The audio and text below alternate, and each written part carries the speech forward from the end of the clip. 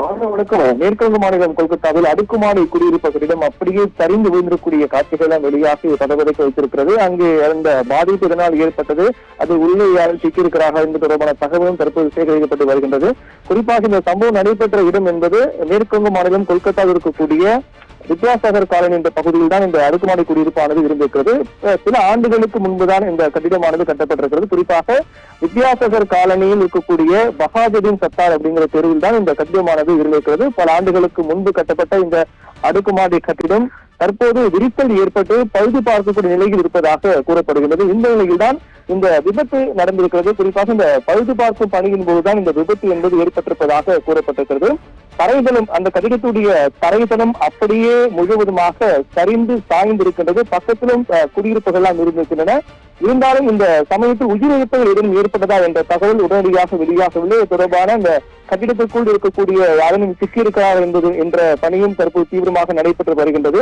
குறிப்பாக இந்த கொல்கத்தா நகராட்சி வட்டாரங்களுடைய தகவலின்படி இந்த பல மாடி கட்டிடம் சில ஆண்டுகளுக்கு முன்பு கட்டப்பட்டிருந்தாலும் கூட சில நாட்களுக்கு முன்பு அதில் விரிசல் ஏற்பட்டிருப்பதாக கூறப்பட்டிருக்கிறது. கட்டிடம் என்பதில் பல்வேறு இடங்களில் விரிசல் ஏற்பட்டு அங்கு வசிக்க முடியாத ஒரு சூழல் ஏற்பட்டிருப்பதாகவும் அதன் காரணமாக தான் ஹைட்ராலிக் ஜாக்கு பயன்படுத்தி வீட்டை உயர்த்தக்கூடிய, அதாவது வீட்டை சீரமைக்கக்கூடிய பணியும், அதே போன்று ஏதேனும் இந்த விரிசல் காரணமாக ஏதேனும் பெரிய பாதிப்புகள் ஏற்படாத வகையில் ஒரு தடுக்கக்கூடிய பணியும் மேற்கொள்ளப்பட்டு வந்திருக்கின்றது. இந்த பணியின் போதுதான் எதிர்பாராத விதமாக தரைதளம் அப்படியே சரிந்து சாய்ந்திருக்கின்றது. அந்த பகுதியை பொறுத்தவரையில், குறிப்பாக இந்த வித்யாசாகர் காலனி இந்த பகுதியை பொறுத்தவரையில் இது போன்ற பல அடுக்குமாடி கட்டிடங்கள் இருக்கின்றன. அந்த சாய்ந்து விழுந்த அந்த கட்டிடத்திற்கு அருகே சில கட்டிடங்கள் இருக்கின்றன.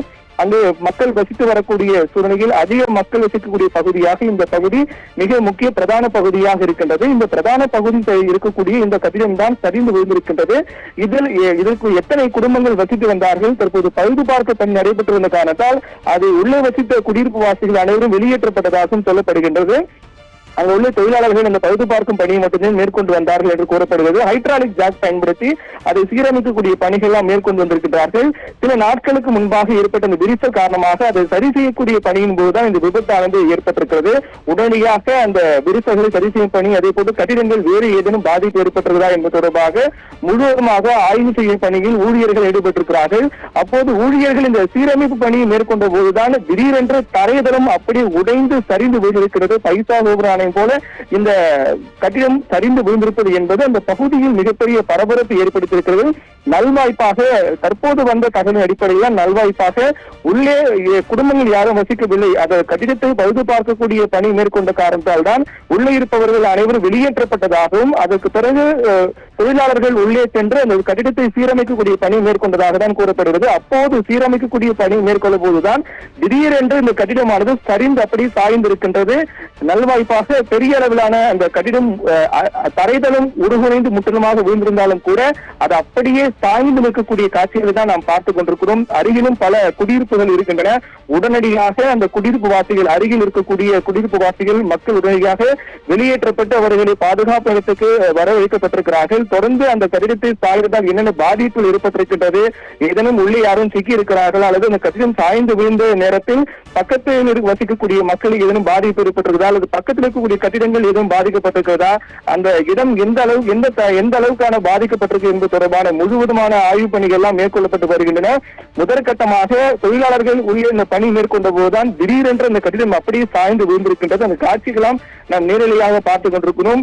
அருகில் இருக்கக்கூடிய கட்டிடங்கள் எல்லாம் அதை அப்படியே தாங்கி நிற்கின்றது. அந்த காட்சியை நாம் பார்க்கலாம். அருகில் இருக்கக்கூடிய கட்டிடங்கள் அந்த இடிந்து விழுந்த அந்த கட்டிடத்தை அப்படியே தாங்கி நிற்கின்றன. இந்த சம்பவத்தை அடுத்து உடனடியாக மீட்பு குழு எல்லாம் வரவழைக்கப்பட்டிருக்கிறார்கள். மீட்பு குழு வரவைக்கப்பட்டு இந்த விபத்து எப்படி ஏற்பட்டது, உள்ளே யாரும் சிக்கி இருக்கிறார்கள் என்பது தொடர்பாக தீவிரமாக அந்த கண்காணிப்பு பணி மேற்கொண்டிருக்கிறார்கள். சோதனையானது மேற்கொள்ளப்பட்டு வருகின்றது.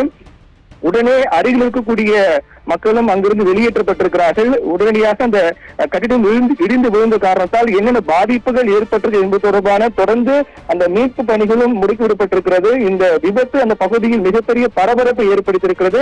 அந்த கட்டிடம் சாய்ந்து விழுந்திருக்கூடிய நிலையில் ஏதேனும் அதற்கு அந்த பக்கத்தில் இருக்கக்கூடிய கட்டிடங்கள் அது தாக்குப்பிடிக்கக்கூடிய நிலையில் மேற்கொண்டு அந்த கட்டிடம் மேலும் சாயாதவாறும் மேலும் மிகப்பெரிய பாதிப்பு ஏற்படுத்தாதவாறும் என்னென்ன பணிகள் எல்லாம் மேற்கொள்ள முடியுமோ அந்த அளவுக்கு பணிகள் எல்லாம் மேற்கொள்ளப்பட்டு வருகின்றன. இந்த சம்பவம் அந்த பகுதி மிகப்பெரிய பரபரப்பை ஏற்படுத்தியிருக்கிறது. தொடர்ந்து இந்த கட்டிடம் சாய்ந்து விழுந்ததை அடுத்து அந்த மீட்பு பணிகள் என்பது மிக தீவிரமாக நடைபெற்று வருகிறது. பானம்.